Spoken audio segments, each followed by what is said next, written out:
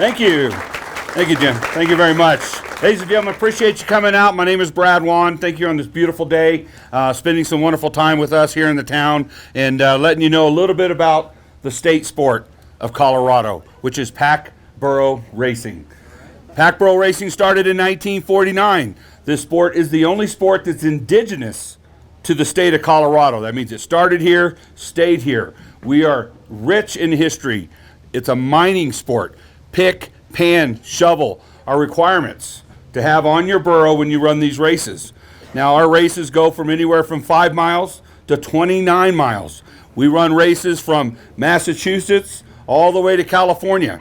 We have races in Tombstone, Arizona. We have races all over Colorado. So the sport is growing, and we're in our 77th year of Haulin Ass, and we're having a blast. And our job in the history and the story behind this town, or about why we come to towns with burro racing, is that Burro Racing was kind of we'll just say it was a myth or a story. Two miners struck gold at the same time, and you had to get to the assayer's office. So you had loaded up your gear, your provisions to show proof that you struck gold or whatever mineral you struck. They slapped leather to town, and the first miner that showed up got the claim. All right. Then there's another one where two miners were in a bar. They were drinking just a little. And one miner says, "My ass is faster than yours." And they drew a line in the street, and they slapped leather out of town to prove which donkey was faster than the other. The real reason why Burro Racing exists is because we help mining towns, and we help towns rich in state history bring folks in. We're a tourism product, and we bring folks to town. We can swell up a town of 900 people in Fairplay, Colorado, up to over 10 to 15,000 people in 3 days. So Burro Racing provides about 43% of their tax revenue in just one weekend.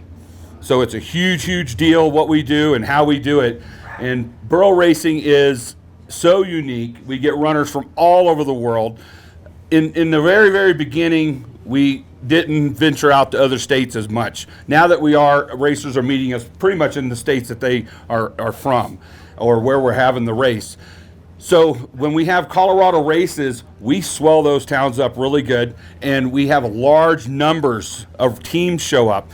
When I first started this sport in 2009, there were 13 teams running Burro Racing. And I decided that I think this sport needs a little bit of promotion. So I ran for media relations to be the promoter of the sport. We took it to the Capitol, and in 2012, we made Burro Racing the summer heritage sport of Colorado. Probably the only thing these politicians agreed on all year long. I was literally sitting in a meeting with Hickenlooper, and Governor Hickenlooper says, "You know, Brad, I appreciate what you're doing. Burro Racing's not going to be the state sport." And I go, "Well, Governor, with all due respect, it happened this morning." And he's like, "What are you talking about?" I said, "I didn't go through all three chambers. I went through what we call a resolution, and I had it passed through the House, passed through the Senate, and I don't need a governor's signature in order to make Burro Racing the state sport of Colorado." And that's what we did. So we passed it pretty much unanimously through the House and Senate and made it a resolution and not a law. So it was good maneuvering, lots of hard work, lots of people. Working with politicians is like kind of herding cats. You know, they tell you one thing one day and do something else the next day. So you learn how to deal with all that. You don't take any of it personally. You just keep working. And we were able to, had a great team. We were able to make Burro Racing the state sport of Colorado. And we'll just say the rest is history after that. The sport's exploded. We've had movies called Haulin Ass. If you've never seen it, we've released it for free on YouTube. So it's just called Haulin Ass the movie. We've had reality shows, we do promotions, we go all over the state, we educate fourth grade classrooms because that's the grade where kids learn about state history. So we teach them that on the backs of burros, which is another good book, on the backs of burros, this state was built. And so it's just really important that our youth understand where we came from and where we're heading. These donkeys aren't going anywhere. So we definitely love promoting these animals and doing the things we do with them. They bring us a lot of joy. So the way we're going to work this lecture is if you have questions, feel free to raise your hand, and I'm happy to answer those questions. And the audience participation takes me in directions that I may not have thought of going, but I've been doing this for so long, folks, There's so much in my head, I could do this lecture for 3 hours. So if there's something particular you have a question about, I would love to answer it. So we'll get back into the history of the sport. So we started in 1949. Burro Racing started from Leadville to Fairplay. It's a 23-mile race. Okay, so that was the first race. By 1951, the rule was you had to have facial hair. That was the rule. There was a school teacher, name is Edna Miller. She's like, well, I can do that. So she cuts some golden locks off her granddaughter's hair, glues them on her face, and shows up in overalls in 1951 and runs the first high-altitude 23-mile race a woman has ever ran in 1951. So we have had that as a, technically, if we look at it, and I have this argument with the Marathon Hall of Fame all the time with Bart Yoso. I say, listen, the Boston started in 1897 or 1896, one of those years. They weren't always 26.2 miles. A lot of people don't know that. Athens, Greece didn't have the first full marathon of 26.2 until 1908. The Boston didn't pick up that number until 27 years later. So the Boston Marathon was only 24 miles for decades. And so my argument is, if the Boston can get away with it, why isn't Burro Racing considered a marathon and you call 26.2 miles a full marathon? And so, like me, I'm kind of like a dog with a bone. I don't like to give up. So what we want is we want them to recognize Burro Racing as a marathon distance because it's over 13.2, which is called a half. And we're just playing with words. And what we want is we want the community to recognize it as the longest continually run marathon in the world. Let me explain to you how we got there. So if the Boston started in 1897, if the Boston started in that, they made it through the 1912 pandemic, all the world wars, Boston never stopped running. What stopped them? COVID. First time. I wrote them a letter, please don't stop. 2 people on a line is a race. Have a race. In-person race, have a race. They decided to have a virtual race. That's not a race, folks. That means you can run around your parking lot at your hotel and then turn in your mileage all virtually. That's not a real race. Okay, so that's our argument as to why the Boston is no longer a continually run race. Now, they can own that when they started, and they can have an asterisk, that's fine. But they can't say they are the longest continually running race any longer. So Burro Racing is taking that title, and we've spent years in taking it, and we'll probably spend years defending it until it sticks, because it's going to stick, because all these races that decided not to run are realizing they don't own these titles anymore. We're the oldest running race in all of Colorado, and with this title, whether we're considered a marathon or a running race or a mountain marathon, whatever we're considered, we're the oldest in the world, because we lined up during COVID, we followed all the CDPHE rules, we social distanced, we did everything asked of us in order to make pack Burro Racing stay in history. That was the most important thing. Sometimes we started our race just on the edge of town, but we stayed inside town limits to start the race so we could say we were in that town. And so as race director, and I had the honor to being the race director of the Triple Crown, which is 3 races in a row. It's Fairplay, Leadville, and Buena Vista. And it's 3 weekends in a row. And during COVID, I'm the first person who's ever managed the Triple Crown, all 3 of them. It's never happened before, and it was a lot of work, because not only do we have races to manage, we had the state, the governor, we had all these things having to do with COVID that were putting pressure over us to not have the race. But they laid out the rules, and my motto is, what are the rules and how do you win? That's the motto in Burro Racing. We work really hard to make sure that we always have our races. So we were very fortunate to have all the races across the state.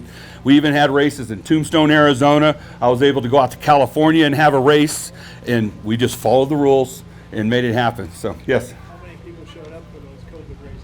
So COVID races, the question is how many people showed up for COVID races. So we had to put limits. We couldn't have 100 teams show up. And so we put limits of 50 to 75 depending on the race and depending on what the local health department would allow us to do. So some of them wrote their own rules. The governor left some of it vague. And so we were able to push to get as many as we could. And burro racing is the ultimate social distancing sport. The last thing you want to do is be on top of someone else when they've got a donkey that's 700 pounds that can kick 1,500 pounds per square inch. You don't want to be in the way of that. So it was the perfect sport. That's why it was hard for a 5K or a half marathon to take off, because humans like to run next to each other, where in burro racing, we're just the opposite. It's like magnets all just pushing away from each other. So that's pretty much how we were able to maneuver through it, and we had to play with every individual county and town. So you had the county, the town, and probably the most difficult was USDA, which is BLM and National Forest. But we were able to win National Forest over, and once we did that, USDA said, okay, you can do it in all our divisions. And then we got a phone call in October of 2020, and they said, hey, since the 1971 Wild Horse and Burro Act, which is an act that protects these donkeys and wild horses, no donkey has been to the bottom of the Grand Canyon. And they go, we would like for you to bring a team of donkeys to the bottom of the Grand Canyon. So in the height of COVID, in October, we took 12 donkeys to the bottom of Grand Canyon and back up. It's a 21-mile trek to the bottom and out from the southern rim. So a lot of work, that was a lot of fun, and we made some really, really cool history in 2020. So that took us all day. So we started when the sun popped up. We did it in one day. It's 21 miles in one day. And so the question is, how long did it take us? And we went all the way down, and we came all the way back up. The problem is we came up in the dark. We were about 1.5 miles to 1.75 miles from the very top. Donkeys can see in the dark, we can't. And so we had to turn our headlamps off. So you had 300-400 foot cliffs on your left side, and we're going up the far side of the southern rim over on the west side. So we basically, as humans, we had to run our hand on the wall to make sure we didn't walk 4 or 5 feet too far, you know, because you will go over. There are no rails, and the burros and the steps are, well, I'll just call it, they're cruel. I mean, some of them are most of them are about this high as your average step. So every tape, you're doing high steps the whole time, crawling out of that canyon, hanging onto a donkey, and trying to get out of the hole, you know. So the Grand Canyon was a memorable piece of history for us. That was a lot of fun, and we did the whole tour through Tombstone, Superior, Arizona, and we went to Indian Wells, California area, which is a national park just there on the the eastern side of California, so north of Bakersfield. So. But burro racing, in the midst of it all, has brought a lot of joy to these towns. We've been very instrumental in helping buy everything from fire trucks and helping search and rescue and things like that. Burros have found their way.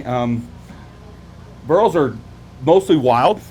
Now, America only has about 4% of all the burro population. The rest of them are in all different countries. And they're almost on every single continent. But the unique thing about a donkey is they can live on almost any type of weather condition. They're technically known to be desert animals. That means they can live where it's hot and there's not a lot of food. A burro can eat an aspen tree to a nub. They do not need rich grass.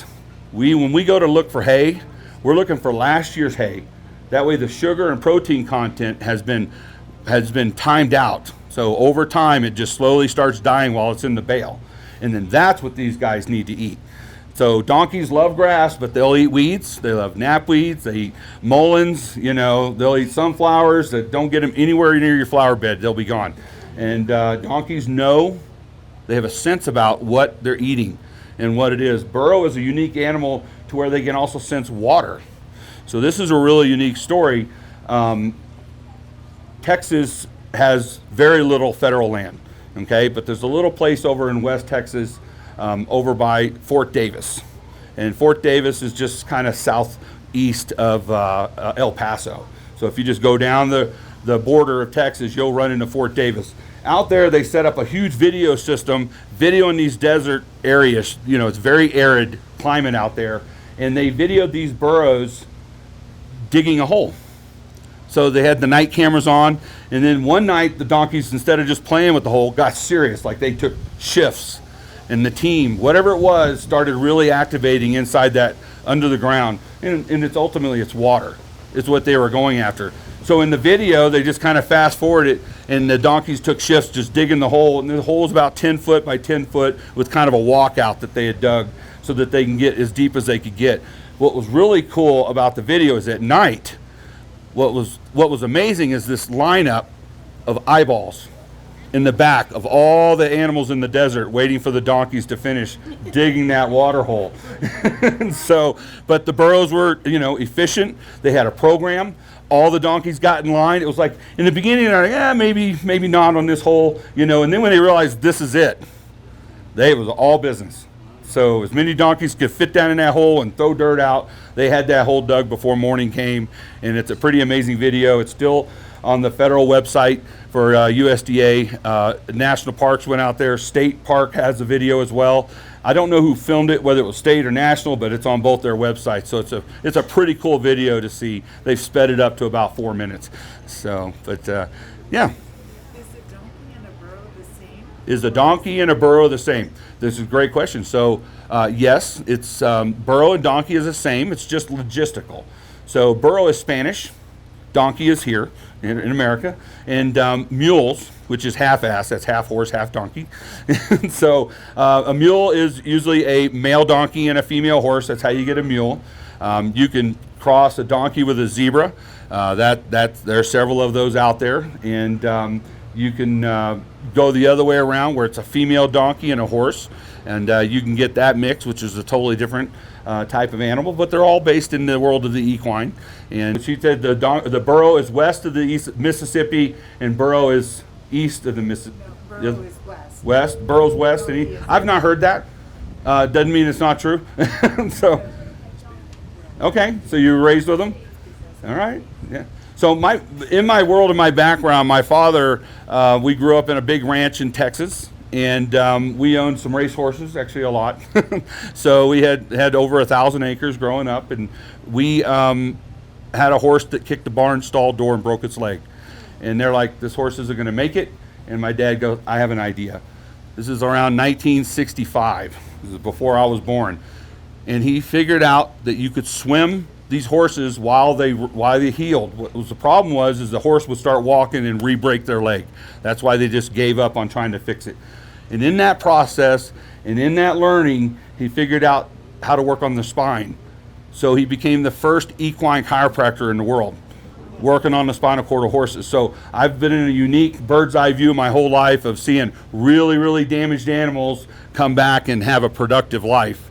And so we do that as well. We own a nonprofit called ReDONKulous, L-O-U-S, ReDONKulous Ranch, and we rescue burros and we give them another life. And we do everything from Burro Racing, and we have a for-profit which is called beverageburro.com, where we take donkeys to weddings. We do around 160 weddings a year, and we put flowers on the girl donkeys and baskets on their backs, and we carry beers or whatever the bride and groom want us to carry into the wedding, and we stand out for the party.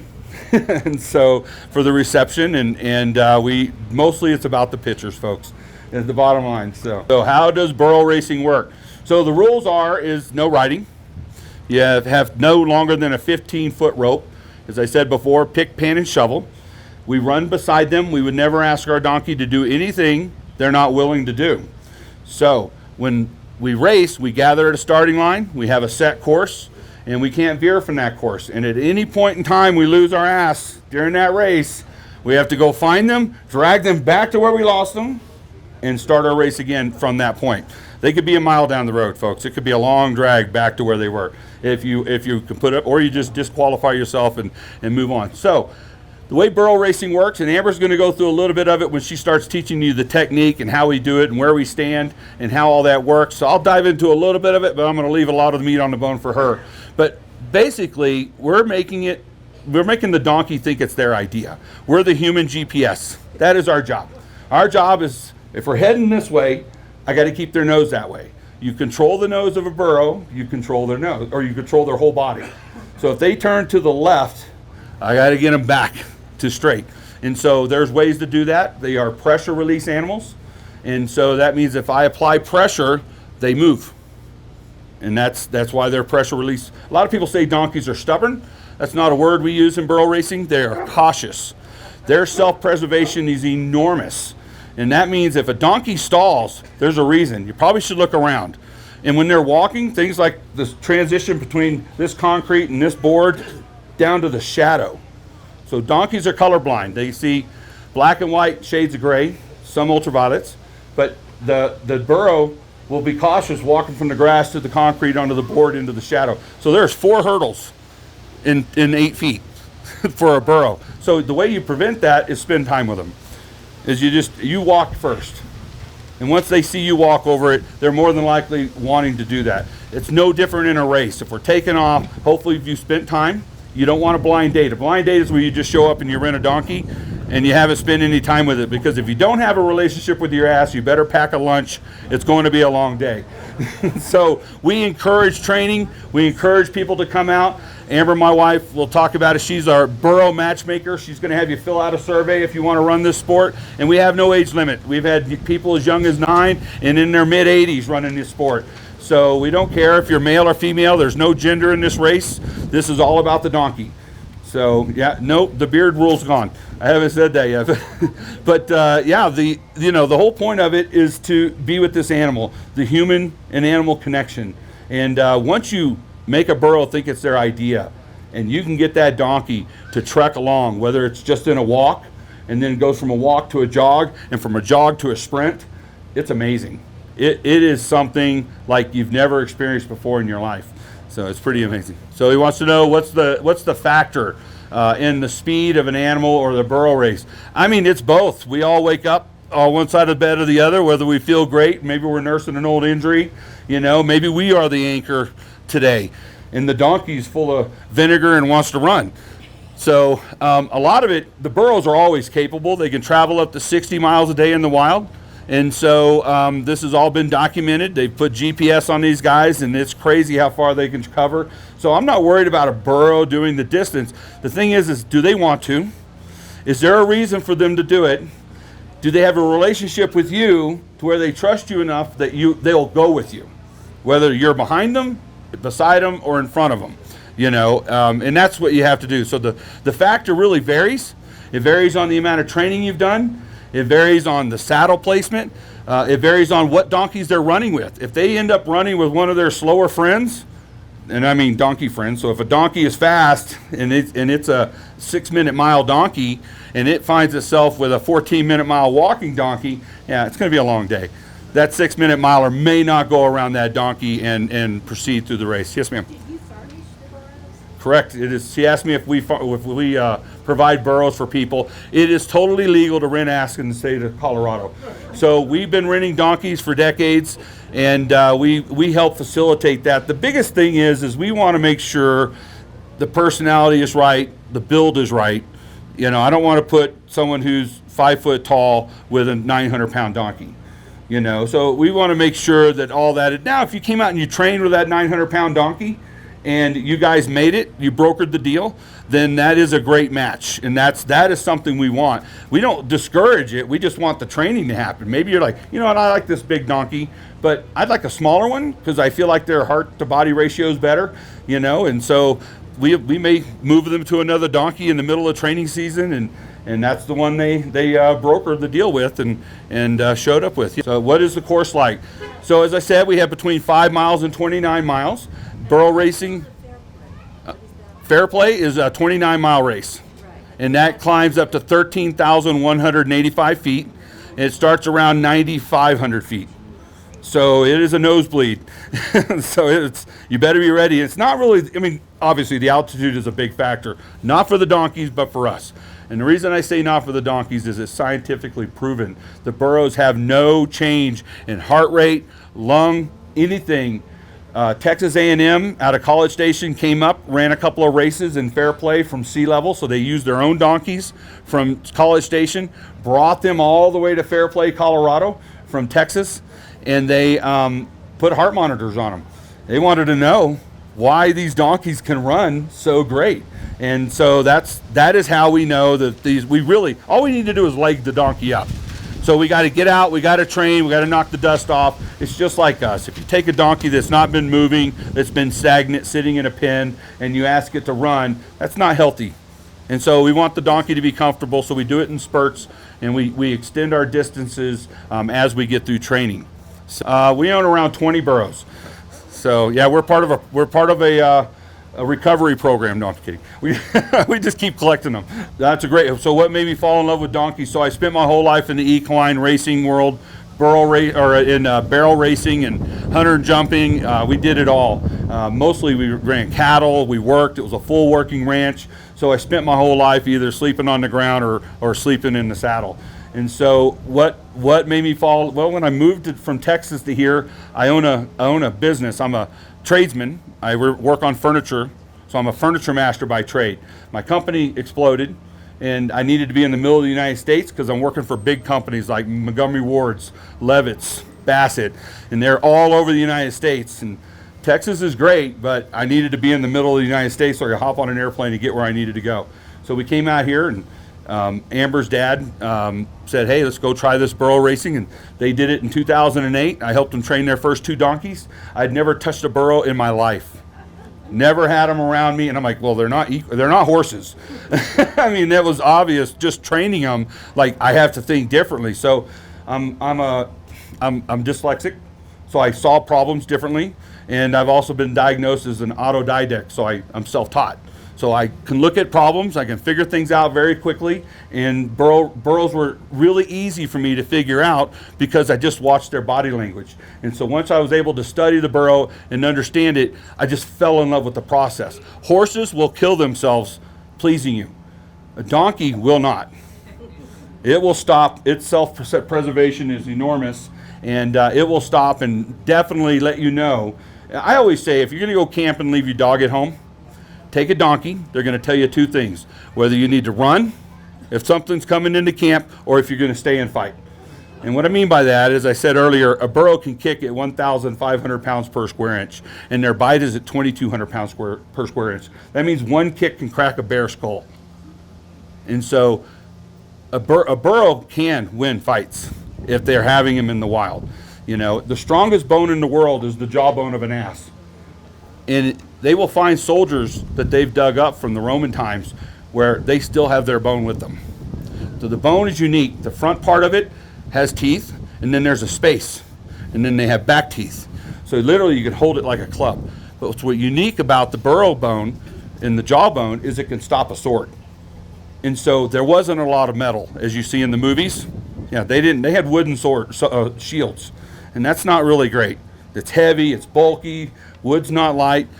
The jawbone was perfect. It's something they can fit in their belt. They used it all the time. So you will see a lot more history about that once you have an idea that the jawbone of an ass was used to protect the soldiers as much as it was used for tools and everything else. So they used every part of a donkey back in the day. We call them the third world tractor. So they can go pretty much anywhere. There's a great movie called Charlie Wilson's War. Tom Hanks makes this movie. It's a great movie about a Texas politician who wants to help the Afghans not get defeated by the Russians. So he's like, well, I got to fund it. So that's how we got $500 toilet seats. He funded it by overpricing contractor materials, put all this money in an account, took it over to Afghanistan, and taught families and people over there and created soldiers. Most importantly, they purchased donkeys and got ground-to-air missiles and got higher than the helicopters can fly, the Russian helicopters, put the ground-to-air missiles on the backs of the burros, got up over 18,000 feet and shot the helicopters out of the sky, took out so many helicopters the Russians just left. They didn't have ground hand-to-hand combat. It was all done with ground-to-air missiles, and that's the essence of the Afghan-Russian war and how it ended. It ended over donkeys on the backs of burros. That war was totally gone. So it's a pretty cool piece of history. So we have all different types of sizes of donkeys. This is almost a mammoth. Her name is Pockets, this blast donkey. This is my son Benjamin and my wife Amber. So we have mammoth donkeys. They can be up to 17 hands tall. So it's like 3.2 inches per hand, and 17 hands tall burro is taller than any thoroughbred you've ever seen. So they're enormous. They can be 14 to 1,800 pounds. They were a gift to George Washington from the King of England. They brought 4 donkeys over, 2 made it. Out of that, we got tens of thousands of mammoth donkeys in America. And so it's a pretty amazing story. The next size is called a standard. Pretty much here, this is Olive. Olive's a wild donkey out of California. She's got a Freeze brand on her side. She's not showing it to us, it's on her other side. But the standard donkey to me is it's the greatest. It's the most populated donkey, by the way. But their heart to body ratio is phenomenal. These guys can live into their 40s. These guys live into their late 20s and mid 30s. Okay, so this is the size you want if you want longevity. If you want a donkey who can work all day and never get tired, this is the size of donkey that you want. And then we have mini donkeys. Where'd he go? He's over there eating something. All right, over there you got Mojo. Mojo is around 3 foot tall, and he's cute. And if you get a good look at Mojo, you're going to see, and we could talk about it here on Olive, but these gray ones are called Jerusalem donkeys.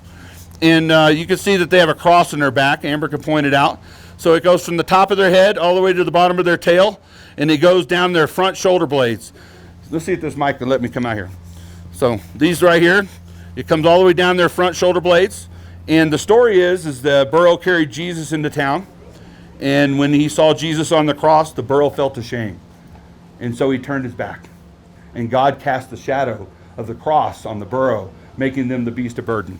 So that's the legend on how that unfolds. Oh, there he is.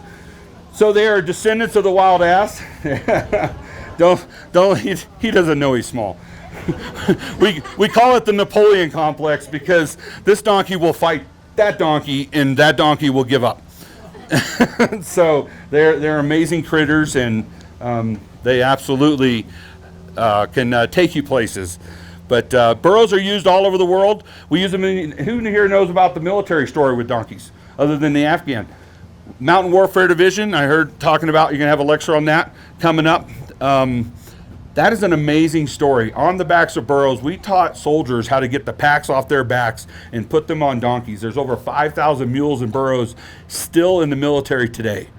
And we were in Afghanistan, Pakistan, all the stands. When we were in these wars and in these places, whether it was, for humane reasons, whatever, we use these burros to get places because the trucks can't go through the sand and all the different things and the different hurdles you have in these third world countries or in other places. It's amazing where the donkey can go, where not even a horse can go. A donkey is second to a camel in needing water. So think about that. If you can travel 60 miles a day, you don't need much food, and you can eat old food or whatever's around, whether it's leaves or bark off a tree, this animal becomes a better tool than anything else, any other equine out there. And they're easier to handle than a camel and an elephant. And they can obviously get there quicker. You just need more of them to get the job done. They can carry about a third of their body weight for the day. So, you can do the math. If you have a donkey like Mojo here, he's probably about 275 pounds. And Olive is probably around 375. And Pockets is probably tapping 725, somewhere in there. And so, carrying a third of their body weight. If it's a short distance, they can carry half their body weight. But it needs to be a short distance. And the animals, again, have to be conditioned. You just can't take a dry lot animal, stick 150 pounds on them, and think it's okay. So if you condition these burros, it's amazing what they can do. So he's making a statement that Camp Hale had tens of thousands of burros, and it's true. There were so many donkeys up here at one point as they prepared for war. And we also have another warfare division, mountain warfare division in California in 29 Palms, where they also train donkeys as well. So it's a lot of fun to see these burros still being productive today. And there's a little state history. Back in the day, we didn't have a capital yet. Denver was our makeshift capital off the Platte River. Problem was the Platte River dried up. Well, we got to a point in our state where we needed to pick a capital, so we put it on the ballot. There were 3 choices: Denver, Pueblo, and Leadville. The businessmen and women of Denver said, man, we got to finish the pass. We got to make it easier to get to the west from Denver, Colorado. So they hired hundreds and hundreds of Spaniards and burros from Mexico, and they came up and they started the pass. They had enough of the pass done that they won by 1,800 votes. Which pass? So I'm not quite sure which pass, but it was because some of them are come and gone, like the passes out of Netherlands, things like those passes are gone, but they were historic. I mean, they became toll roads eventually, you know, if you dig into the history. So I'm not sure exactly what pass it was. I think it was Argentine. Argentine? I think that. Okay, there was a couple of them that were epic to get over, and you risked your life every time you did it. So they had to make the slopes better. They had to get the boulders out of the way, and they had to make it to where railroads could eventually head that direction. And otherwise, everything was going to happen south of us in the Pueblo. So believe it or not, who do you think won second? Leadville. Leadville almost became our capital by 1,800 votes. that would have been a different world, right? So this is a great question. So she wants to know, do you ever ride, and how do they saddle? In a horse has what you call a wither. A wither is a bump. Let me pick old Mojo up here. Not literally. So you can see their back is straight across. A horse has a rise that comes over their front shoulder, right down here, starts at their neck, rises over their shoulder blade, and a saddle can be placed on that horse and it won't go anywhere. Okay? And they have bigger hips.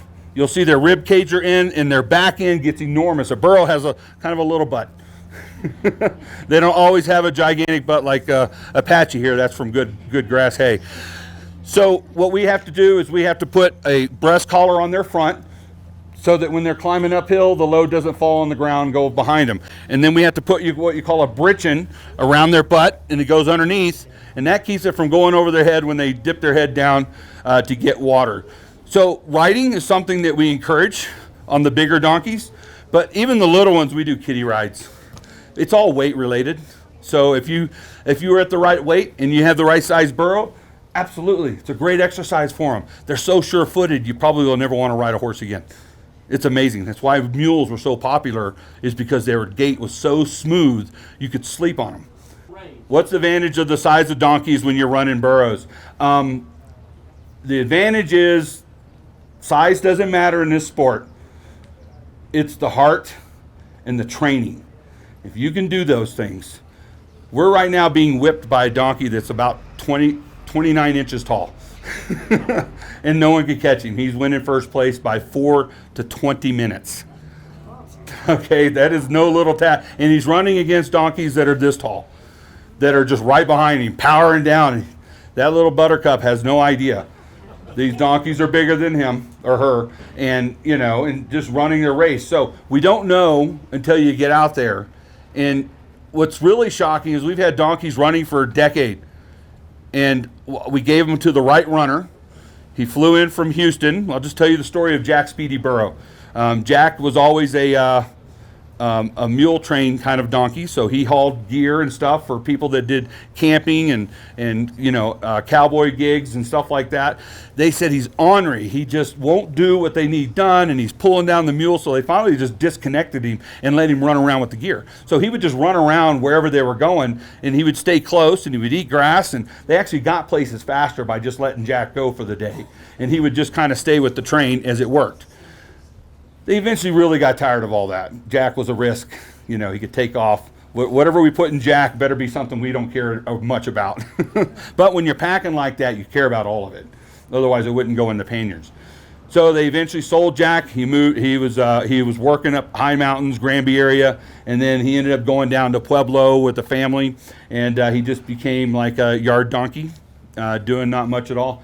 And anyway, he ended up getting sold, and a gentleman by the name of Bill Lee, which you guys may know here, he bought him and brought him out. And so for years, he just ran races. He was an average runner doing average races.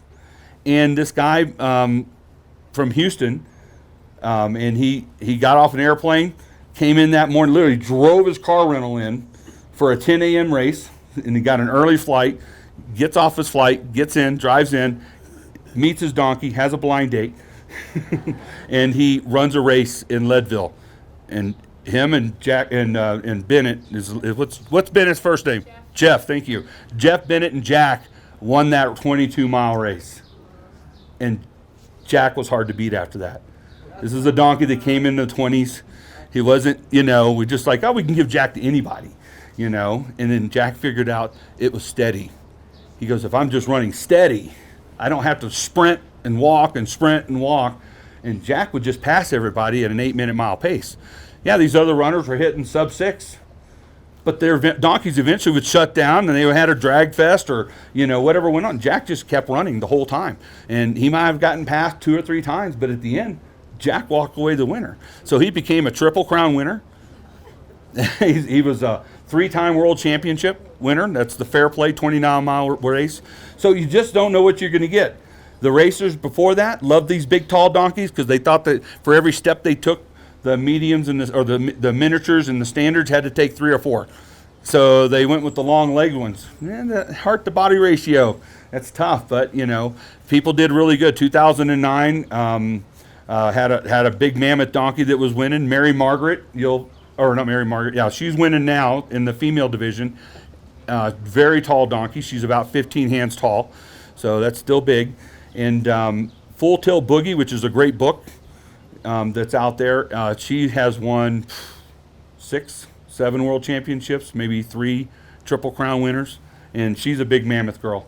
So big, beautiful donkey, and she's pretty much retired. So we don't recommend feeding him on the trail because once you pull out the food, the race is over. Now, your food, eat in silence, and don't let the donkey catch you eating, all right? But you want to make sure that you're not really feeding your burro on the trail. It's just a bad habit, especially if you're a top runner. If you're a walker, I don't care.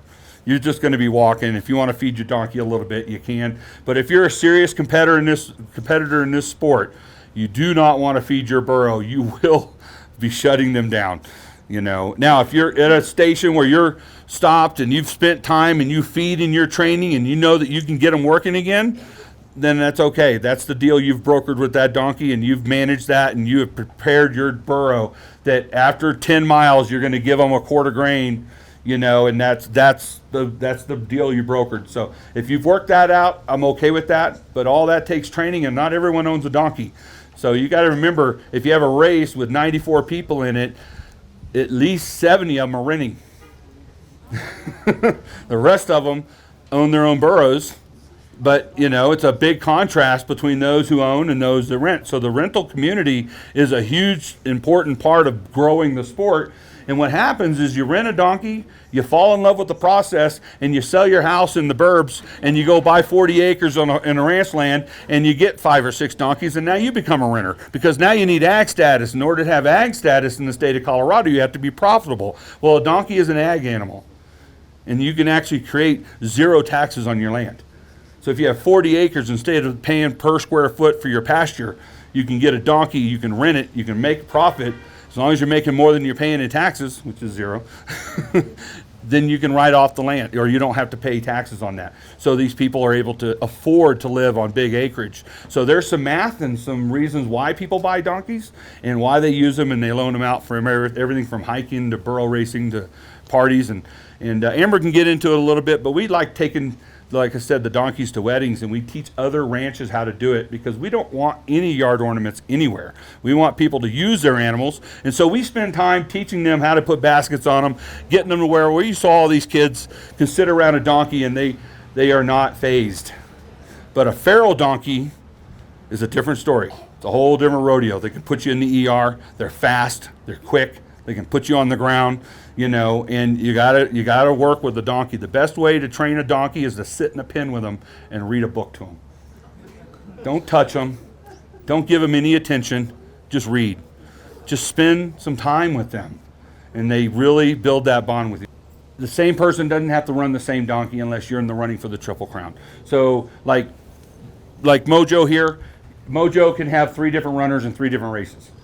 And so, absolutely. So they could be up for grabs, and maybe you're only wanting to run one of the races, with Mojo, or maybe you want 2 of them. Maybe you want to we only have room for, Mojo for one race, but you're running Apache for the other one. Because Mojo was already spoken for, was open in one race and not in the other. So Amber, I'll go ahead and let Amber take the floor. We got about 10 or so minutes, and we'll go from there. This is Amber Wann. I'll hold your ass. All right, well, I'm Amber Wann, so Brad's other half, and 28 years of it. mother of Benjamin out here. So for those of you that read the book Running with Sherman, we're proud of our son and his doing all of his thing. He's also got a YouTube page called ReDONKulous Shorts. So if you guys have a chance to check that out, it's kind of funny. He puts his little videos out for our beverage burros and our little running activities. But to answer some of the questions about the racing and the pairing and renting donkeys and stuff, what we do, it was kind of birthed out of when we started running with the donkeys with my dad almost 20 years ago. We were just borrowing family donkeys, and originally the community was so small, there were barely 20 donkeys that would show up to a race. And he'd reach out to any one runner and he'd be like, hey, do you guys train anywhere? Like, how do you handle these donkeys? And they'd be like, yeah, good luck, see you at the races. And everybody would show up the day of, and I mean, sometimes, like, we didn't have registration until morning of.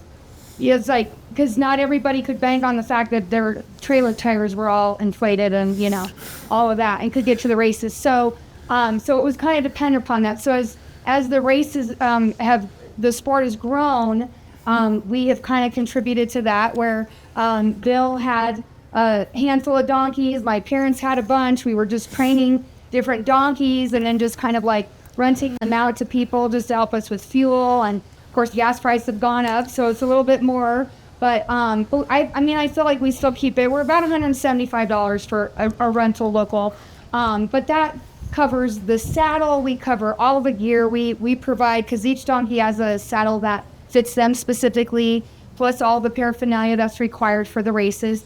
And they're technically trained. I'm training people at this point. So I have what we have done is we've grown. Was there for a few years where it was kind of funny. I would watch Bill Lee, the older guy, if you guys know him around here. He's does the donkey rides and stuff, and so I used to watch him bring his like 7 or 8 donkeys, and then he would look at all these different people's physiques, and he'd be like, oh, this gal can handle this donkey, and that person can handle that donkey, and Everything. So the question is the fair play Leadville races? What are we running? We're on single track. We're on dirt roads, pavement, asphalt, concrete. It's whatever we have to do to get to where we're going. So running out of town, it's everything from asphalt to pavement, and then once we turn the corners and hit the county roads, it's usually dirt. And once we get up into the trails and the boulder fields, it's kind of an odd. It's not really a trail. You just look for the next post that's 400 yards up, and there'll be a little stake sticking out of the ground about 8 inches, and that's your next point that you got to go run to. So you got to know how to navigate. This is not a sport where you can be, self-involved. You got to think of your burro, you got to think of your position, you got to think of where you're heading, and you might have water crossings. Donkeys can't see through water, so you got to spend the time and broker the deal to get them over water. But go ahead, Amber. yeah. So Bill I would see him pairing up donkeys to certain people. Like there'd be a gal that was like super buff, and he'd give Smokey or someone, and then there was like just a faster runner that was maybe more of like a twin, and would give to Alice, and then think that the bodybuilder person could keep up, and they would be scared. And so anyway, I would kind of watch Bill, and I mean, people would just get scared, and then they would lose their donkey, and then they'd be running free on the trail, and donkeys running loose, and then you've got like the, people that own their own burros in the community would just be like, oh my gosh, the rental donkeys. Oh my gosh, they're all over the place. So I kind of ramped things up in 2016 and decided to kind of take over from these guys, and Brad was helping pair donkeys and stuff. And I said, okay, I got to do a questionnaire thing. So every year in January, I do an annual questionnaire. A lot of the runners on the Front Range know about it. So it's all just word of mouth. I don't advertise. This is not for everybody. It's definitely an extreme sport. So when I do my questionnaire, I'm asking things like, do you have upper body strength, right? Because you don't can just be a runner to handle a donkey. Even these little guys, I have more road rash from a little mini donkey than I ever did from a big one. So a lot of people will come and they'll be like, I just want a sweet little mini donkey to run with. And I'm like, okay, well, because guess what? When you're going down a mountain and you're trying to put your arm out, guess where? They're going right underneath you. And then they'll run a 5-minute mile down a hill and you're gone. So yeah, like we teach people, so we work on it. I have a running group page that's private. I don't, just kind of let people. We don't need everybody at the trailhead necessarily, but I'll just be like, hey, shout out, you need a burro. So thankfully, where we're at down in the Douglas County area, I'll just kind of post an event on my running group page, and runners that are either training for races or not training for races that just want to come and run with a donkey, they'll just say, hey, I want to run a donkey, right? Essentially raising their hand. I'll bring them a donkey kind of in align with their speed, because I know the speed of these donkeys. I know if my son's running pockets and a lot of the other donkeys we have in our herd might be right on her and follow her, I need people that run at least a 10-minute mile, that are going to keep up with the donkeys that he runs with. Or if we've got some slower people, then he might just have to go slower that training day, just to make sure everyone's safe. And it's really about safety, because what we're doing is really focused on the donkeys here, because if people come and they think that they're just going to be like, this is what I want to do, this is my bucket list, we see it all the time. And so we had a guy in California, so quick story, he wanted one of my faster donkeys, Dominic, and he said, oh, I want that fast donkey and whatnot, so I haven't met the guy. I don't know what he looks like. I mean, he's kind of an older gentleman by the time I meet him, but he looked like a pretty fit runner. But we know some guys in their 70s that are really fit and fast running. So I wasn't going to judge him on it. And so he takes Dominic out the night before the race. I give him a little handling lesson, stay on the left side. If things go crazy, let the lead rope go. Don't fall, don't get hurt. So he comes back. By the time I'm giving a second lesson to the next group of runners, and he's standing before me and a new group of people while he's all bloody. And I was like, whoa. It was not pretty, folks. I was like, nothing to see here, okay? And I was like, but I did tell you it's an extreme sport. So anyway, later, he was kind of, he ended up just not running the race the next day. He just said, his kneecap was hamburger. And he just was like, yeah, I don't think I can run the next day. So we went ahead and called our friend that lives in the area in California, who's a barefoot runner. And we could literally hand him any donkey, a slow donkey, and he will help them win. So we were like, hey, we got a really fast donkey for you. In the morning, he shows up and he goes, Karen told me you wrecked your runner. He wrecked his runner yesterday. And I said, oh, gosh, yeah. But you're fine. I was like, you're fast enough. You'll be good, And so he went out there and ran with him. Ben has a little video of Dominic running with pockets. And he just sprints. And he just goes through these little spurts, and he just gets excited. And then he wants to cut pockets off. And he does all these little antics. And so they came in, what place? I forgot. Fourth. Fourth and fifth or whatnot. And so anyway, they had third and fourth. Yeah.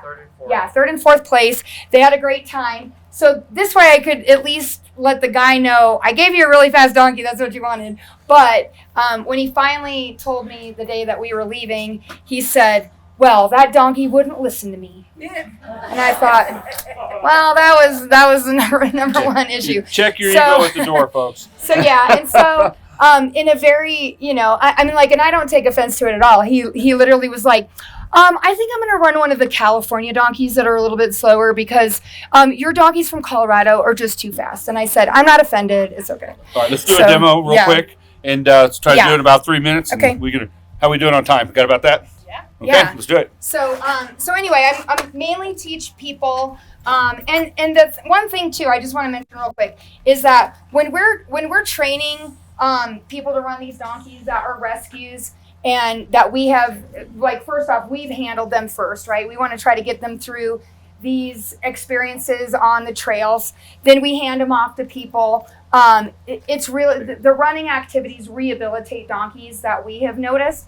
And so, and Mojo here actually comes from the community farm in Arvada. He's not one of ours, but he comes to us for a summer camp, essentially, because his owner can't bring him to the races. And she wants him to have a productive life, so he's not sitting in a pen getting eaten by flies all summer and not being active. So he gets to come. Last year he wouldn't load in a trailer. This spring when we picked him up, he jumped right in like, I'm going to camp. So anyway, but what we do is we teach people, just to kind of keep it consistent between all of the renters, is that you're going to run on their left side. So those that know equine handling experience.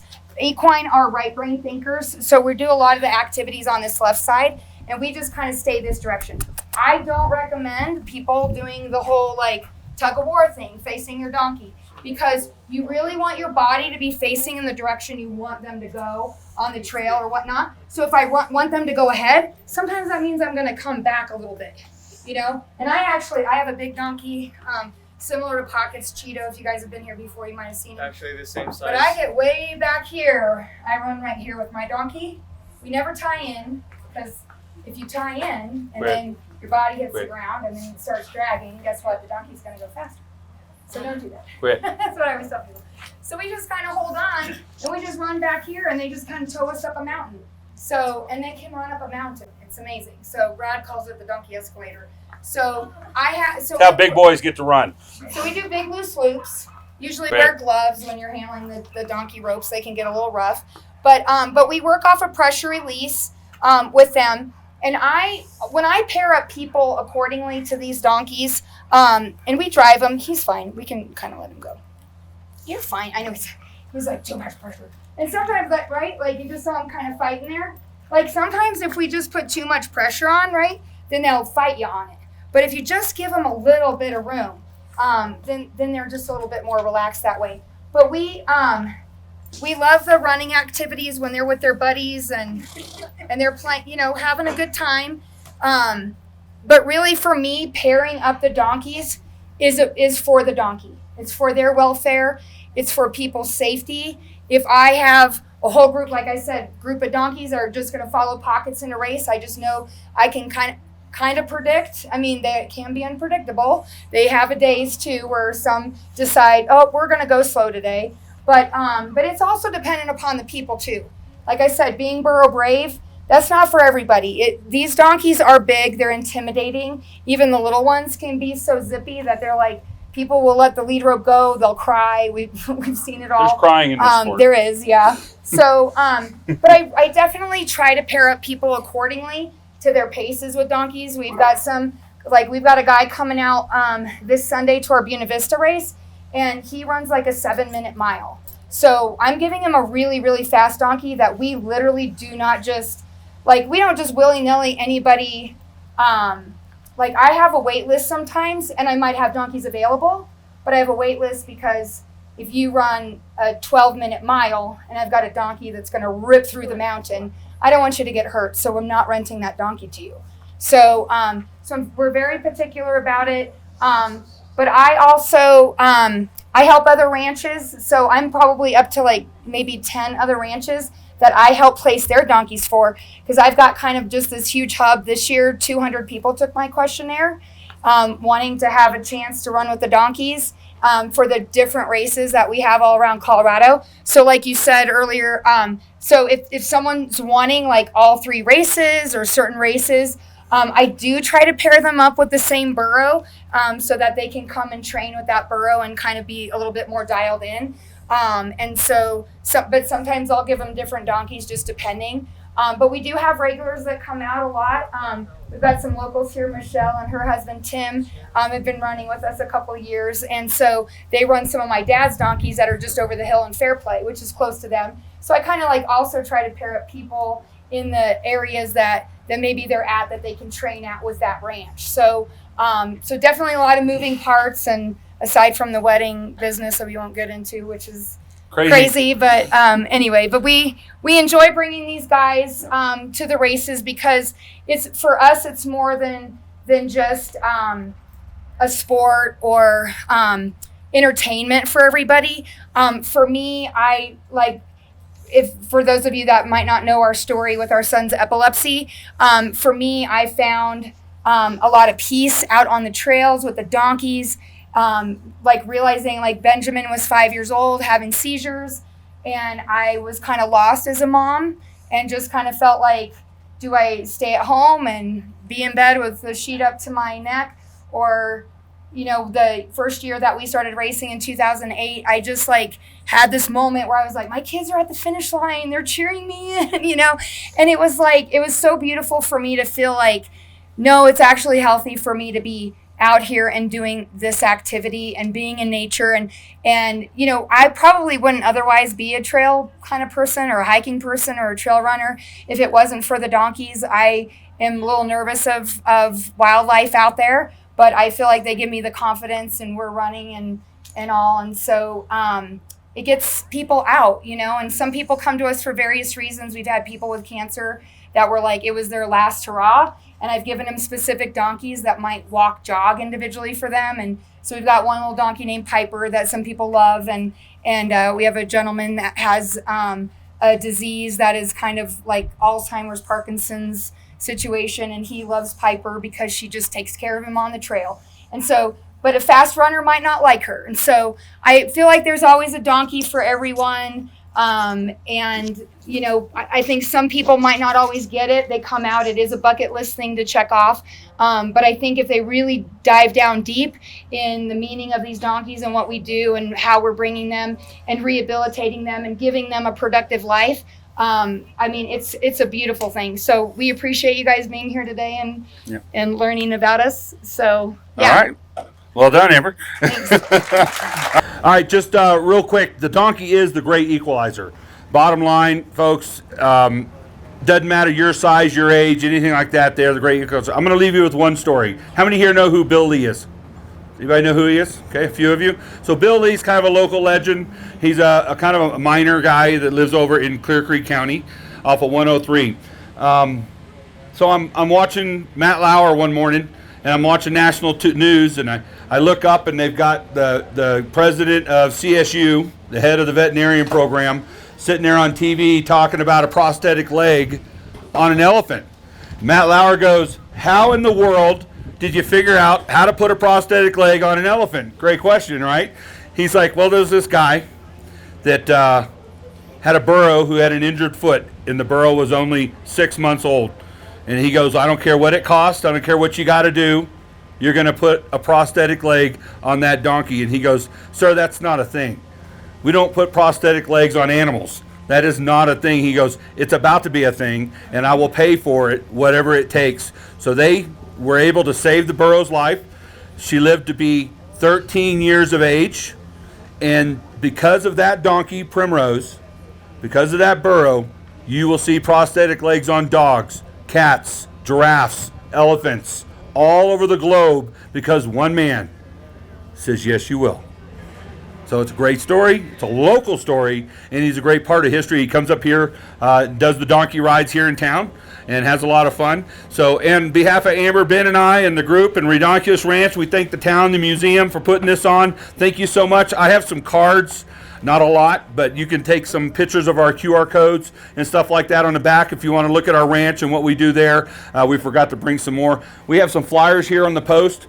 These flyers are our upcoming race. We have a poop drop. That's the bottom one, and then the upper one basically tells you everything you need to know about the race. The course, where it's at, the time, the starting line. It's all on there if you guys want to come out this Sunday. But thank you so much. I'll be around for a little while if you have more questions. I really appreciate it. Thank you.